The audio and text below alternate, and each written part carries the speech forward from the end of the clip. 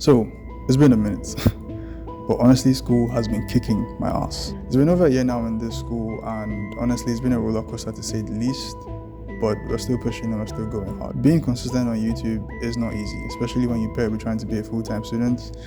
Yeah, so currently I'm an engineering major, and even though that speaks for itself, the challenges are there, but it's a fundamental part of the experiences. I just wrapped up my summer semester, and honestly, it was crazy. From pulling all-nighters to the back-to-back exams and tests and quizzes, I survived. But at the end of the day, it was still a good, worthwhile experience, and I would say it was successful in my opinion. So right now, I'm on my summer break, even though it's just a week before the fall semester resumes. But I'm just trying to focus right now on the creative side of things, trying to give like an update as to where I am now, what I want to do with this channel, and just basically focus on the creativity side of things. So I have a deep passion for cinematography, and if you follow me on TikTok, well, you've probably heard me say that before. Creating amazing content is an art.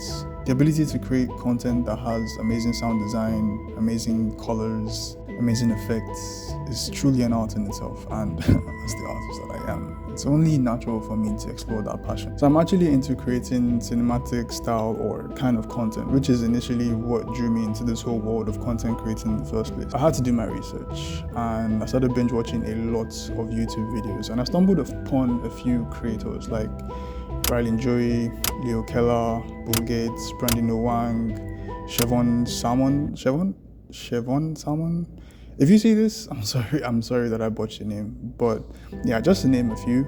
And honestly, I think it's just the cohesiveness in the way their videos are made, the way it's so cinematic, the way they have like nice storytelling and nice scenes and nice colors that just really captivated me. And I really wanted to make videos that were kind of similar or just take inspiration from how they make their videos. But I will not sugarcoat this. Making this type of content is not easy. Like the amount of work that goes into this the amount of time you have to spend thinking of the ideas, the scenes, the cuts, the amount of time you have to plan out your videos, to storyboard, and the amount of time that they have to put into editing and honing their editing skills and the kind of gear that they use. I mean, not get started on the gear, but I mean, these guys are top of the line when it comes to content creators. But this is a numbers game. This is something that has to do with multiple iterations over time. With every video that I make, with every post that I put out, I can always improve on something. I can always improve on my video, I can always improve on my sound, improve on my quality, improve on my storytelling, improve on my lighting, basically just improve. And that's how you get to where these guys are now, and hopefully be on that level of those people who actually inspired you in the first place. Choosing the kind of content you want to produce can actually be challenging. And as humans, we tend to want to do everything, but we really can't. With the amount of creators right now on Instagram, TikTok, YouTube, it becomes a challenge to actually decide what niche you actually want to focus on, how to produce within that niche, and it's even harder now to actually stand out among people within that niche that you've carved out for yourself. But I think for me, I'm more into the car cinematography, storytelling, filmmaking, ads kind of vibe, showing you the behind the scenes of how the process of making these videos actually is. And I think that that's something that I really like about Riley Joy, because apart from the fact that he makes amazing videos and he really just stands out in the way he makes his videos, but the fact that he shows you the processes behind what he does, the videos he makes, the challenges that he faces while trying to make those videos, I think that's what really is important in storytelling, because people not just only resonate to the finished product, they also resonate to what actually goes on behind the scenes. That's why we always laugh whenever we see how they make these movies. We see the blunders that they make.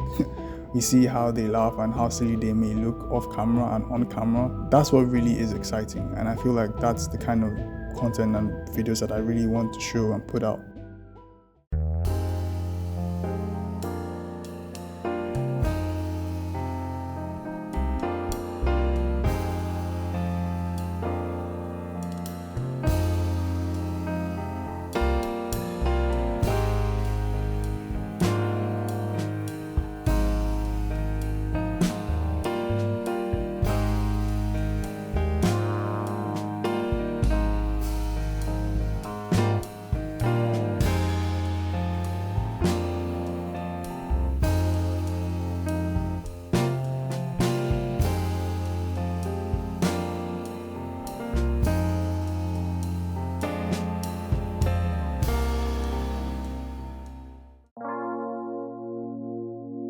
If you probably follow me on TikTok, you'd have seen a video where I said I'm a software engineering / computer science major, but I switched to computer engineering, which is a tougher major / curriculum. I often used to think that YouTube requires you to put in your all and not have any outside distractions, not have a full-time job or even be a student. You need your 100%. But then I see people who have full-time jobs, who are students like myself, and who have other things outside of this whole YouTube thing, and they're really doing it well and making something incredible out of it. And I feel like that's something I can do. It eventually comes down to improving my skill on how I manage my time better. Now, we all know that life throws things at us, and sometimes we get distracted, and that's perfectly normal.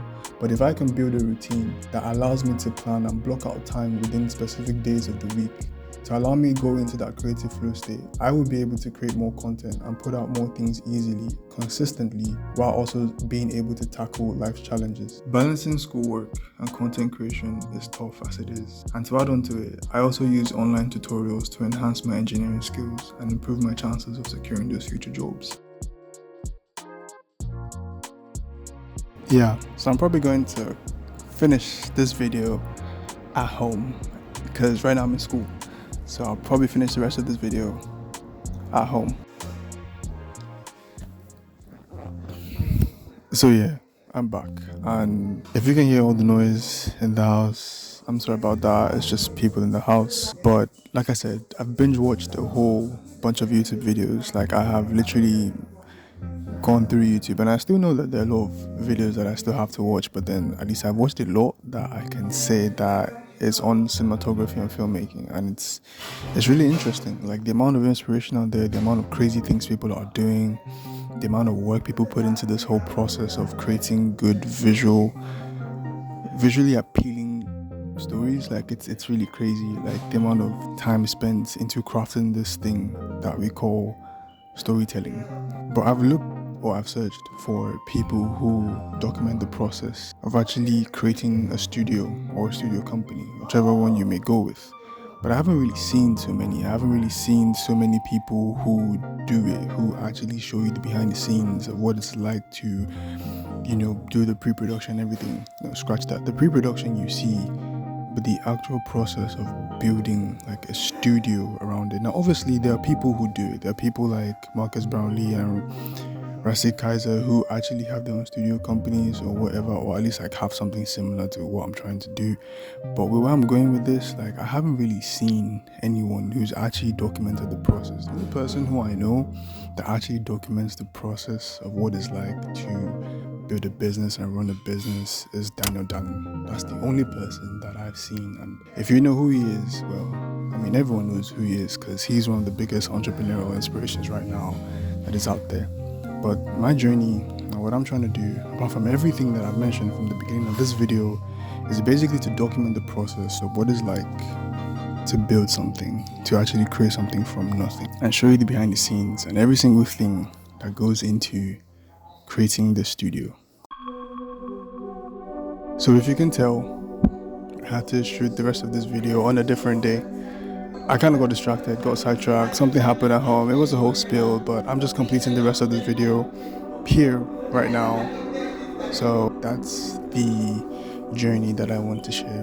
Hopefully, show you the journey and share that journey with you guys and take you guys along with me. But there's something I've learned is that ideas and inspiration are valuable, but if we do not set aside the time to actually work on those things, we risk them just staying or remaining ideas. Yeah, so hopefully, I'm going to be doing what I can, posting consistently, and just doing the best that I can to show you guys everything.